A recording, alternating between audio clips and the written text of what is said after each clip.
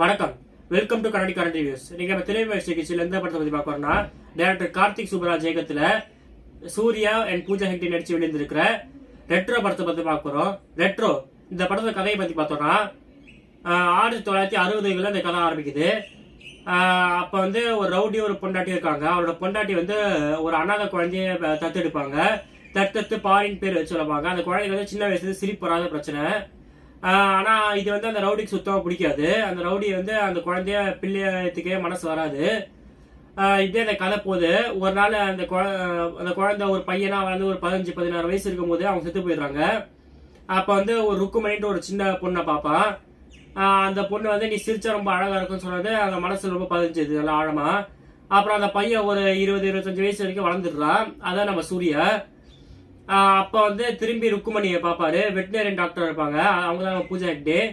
பார்த்து 4 வருஷம் லவ் பண்ணி ஒரு வழியா கல்யாணம் பண்ணிக்கலாம் முடிவு பண்ணிருக்காங்க. அப்ப வந்து சூர்யா என்ன முடிவு பண்றாருன்னா, இந்த ரவுடி அந்த வாழ்க்கையெல்லாம் விட்டுட்டு ஒரு நல்ல வாழ்க்கையை வாழணும்னு முடிவு பண்ணிடுறாரு. அது வந்து அந்த ரவுடி சுத்தமா பிடிக்கல. அதாவது அவங்க அப்பா கேரக்டர் சுத்தமா பிடிக்கல.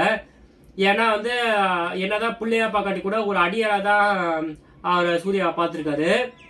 அப்புறம் வந்து ஒரு வழியா கல்யாண ஏற்பாடுலாம் நல்லா நடக்குது. அந்த கன்னிமா பாட்டுலாம் நடக்குது. அப்ப வந்து கோவத்துல அந்த ரவுடி வந்து பூஜா கிட்டே வெட்ட போயிடுவாங்க. வேற வழி இல்லாம சூர்யா வந்து அவர் கையை விட்டுட்டு ஜெயிலுக்கு போயிடுவாரு. பூஜா கிட்டே வந்து அந்தமான் போயிடுவாங்க.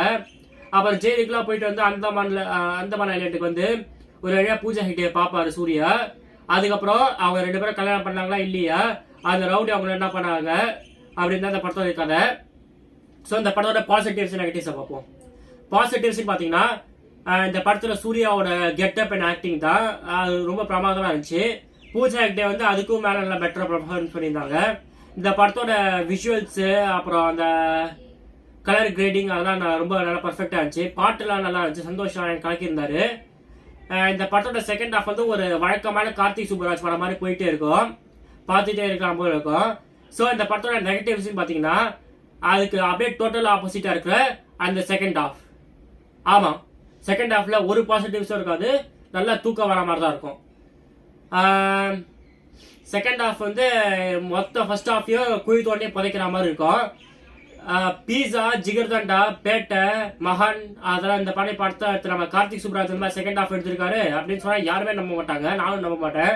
ஸோ ஐ திங்க் எனக்கு தெரிஞ்ச வரைக்கும் செகண்ட் ஹாஃப்கான அந்த ஸ்கிரிப்ட் பேப்பர் இருக்குல்ல, அது வந்து கார்த்திக் சுப்ராஜ் வந்து அது தெரியாம வெத்தி பேப்பர் நினைச்சா அதில் எண்ணெய் வடையை வந்து வச்சு சாப்பிட்டாரு போல இருக்கு. அதனால அந்த ஸ்கிரிப்ட்லாம் மறந்துட்டு ஏனோ தானே எடுத்துட்டாரு போல இருக்கு படத்தை. அப்படிதான் நினைக்கிறேன், எனக்கு சரியா தெரியல. செகண்ட் ஹாஃப் தான் மொக்கையா இருக்குன்னு பாத்தீங்கன்னா, ஃபர்ஸ்ட் ஹாஃப் வந்து நல்லா தான் இருக்கு. இருந்தாலும் ஒரே ஒரு சீன் வந்து இந்த செகண்ட் ஹாஃப்கே ஒத்துமொட்ட செகண்ட் ஹாஃப்கே டஃப் கொடுக்குற மாதிரி ஒரு மொக்க சீனா இருக்கு. அது என்னன்னா, சூர்யா வந்து தன்னோட ரவுடி தனத்துல விட்டுட்டு ஒரு நல்ல வாழ்க்கையை வாழணும் ஆசைப்படுறது தப்பு இல்லை, கல்யாணம் பண்ணிட்டு. ஆனா அதை போட்டு மைக் செட் போட்டு அவரோட எதிரிங்க ரவுடிங் கிட்டலாம் சொல்லிட்டு இருக்காரு, நான் நல்ல வாழ்க்கை வாழ போறேன், என்ன டிஸ்டர்ப் பண்ணாதீங்கட்டு. விட்டா இவரே அட்ரஸ் எழுதி இருந்துருவார் இருக்கு, இந்த அட்ரஸ் எல்லாம் இருக்க போறேன், இந்த அட்ரஸ்க்கு நீங்க வராதீங்க, நான் நல்ல வாழ்க்கை வாழ போறேன், நிம்மதியான வாழ்க்கை வாழ போறேன் அப்படின்ட்டு அவரே எழுதி தந்துருவார் இருக்கு. அந்த மாதிரி இருக்கு. சோ இந்த படத்துக்கு எனக்கு நான் தர ரேட்டிங் வந்து 40/100. அந்த 40 வந்து எதுக்கு தரேன்னா, அந்த படத்தோட ஃபர்ஸ்ட் ஹாஃப் சொன்னால ஓரளவுக்கு ப்ரோக்ராம் வச்சுட்டு ஒரு மொக்க சீன் அது கூட அதுக்கு நான் தரேன். ஸோ இந்த படத்தை யாரு போய் பார்க்கலாம் பாத்தீங்கன்னா, யாரு வேணாலும் போய் பார்க்கலாம். ஆனா இன்டர்வல் போய் எந்திரிச்சு வந்துருங்க. சப்போஸ் நீங்க ஃபுல் படத்தையும் பார்க்கணும்னு ஆசைப்பட்டீங்கன்னா நோ ப்ராப்ளம், ஒரு நைட் ஷோ பார்த்து போங்க. ஏன்னா ஃபர்ஸ்ட் ஹாஃப்க்கு அப்புறம் நீங்க எப்படியும் தூங்கிடுவீங்க. காலையில வந்து தியேட்டர் வாட்ச்மேன் உங்களை வந்து எழுப்பி விடுவாரு.